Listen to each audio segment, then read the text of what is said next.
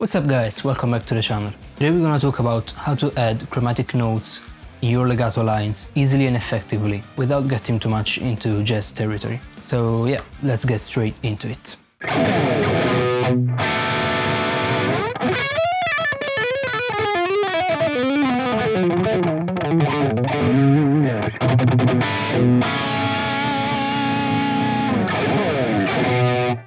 Okay, so let's say you already have your legato chops in place.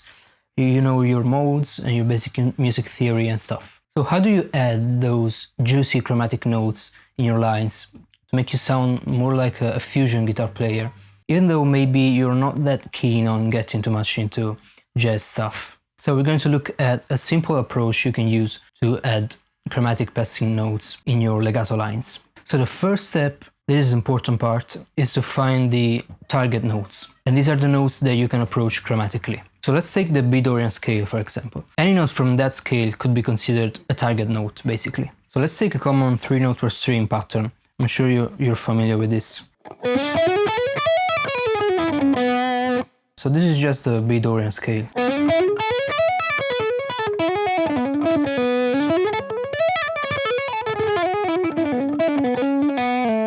Let's say we want to make this a 4-note per string pattern by adding a chromatic note. So let's start by choosing our target note. Let's start from the first string. And let's say we want to target the F sharp here. So in order to make a 4-note per string pattern, we're going to use a double chromatic approach leading into the F sharp. This simply means that we are going to put 2 notes before the F sharp. So a single chromatic note would be F to F sharp, and double chromatic just means 2 notes before the F sharp. Now if we combine this to the previous pattern, we should have something like this.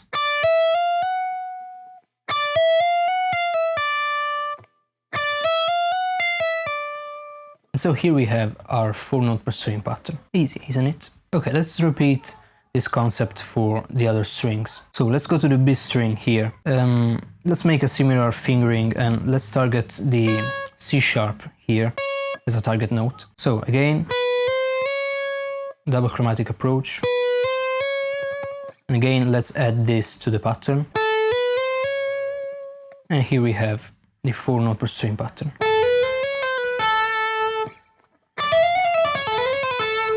And now you can basically play around with this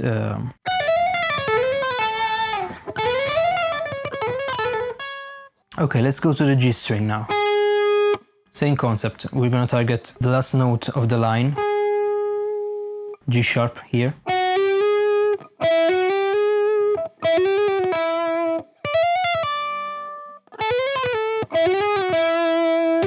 So we are constructing our fourth pattern. Now let's go to the D string.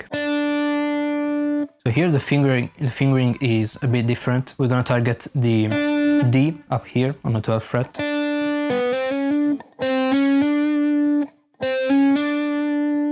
So that would be the chromatic extra notes. And then we add the regular Dorian note,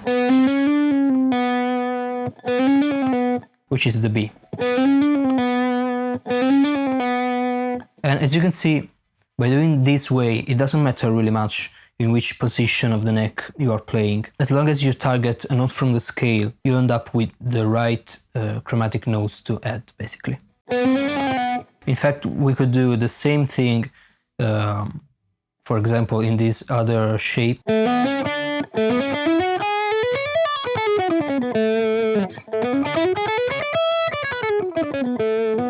So yeah, we're gonna just target different notes. So on the E string, we're gonna have this E up here.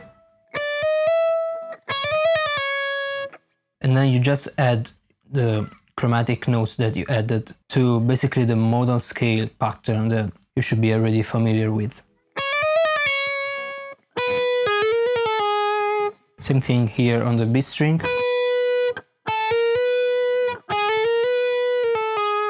So just keep in mind the notes of the scale or the mode that you are playing in, and then just add your chromatic notes to fill in the gap, basically. So notice here, for example, that if you're doing this pattern,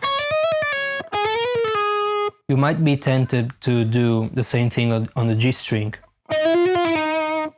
You'll end up with a wrong note.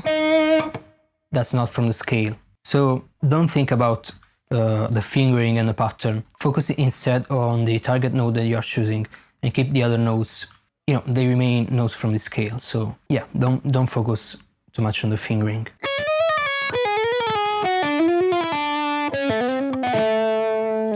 And then if you go down here, it's the same thing. As long as you know the basic modal scale pattern, you're safe. So if I want to add chromatic notes here, the approach is the same. So let's target the first notes we play on the string, the B in this case. So that's our double chromatic approach, and then we combine it with the notes from the scale.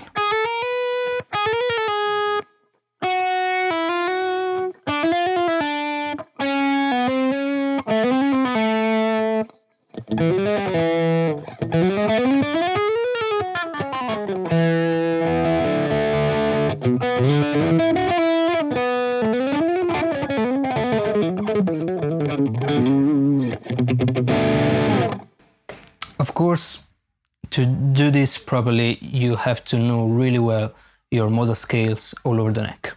That's the fundamental. So the good thing about approaching chromaticism with target notes is that now you can choose basically any key and any scale you want, and you'll be able to insert chromatic notes that sound good. While if you just rely on licks that you learned, you might not have a full deep understanding of what you're playing, so it would be more difficult to transcribe that stuff and apply it to different situations. So yeah, if you have a concept in mind and you've studied it and you have interiorized it, then you can face any situation and you'll end up with something that sounds good, basically. This is of course more difficult in the first place, but at the same time it will get you much more far than a more immediate way of learning things. Okay guys, I think that's it for today. Now of course this was just one approach to chromaticism, which I think is the easiest, especially for who has more of a rock or metal background. But there are many ways of approaching this subject, which might be more complete but also more theory involved. So maybe let me know in the comments if you're interested in dive more deep into this kind of stuff. So yeah, that's it for now. I've been Giuseppe Gilardi. Please, as always, subscribe, leave some comments below, leave a like if you enjoyed the video, and I'll see you in the next one. Ciao!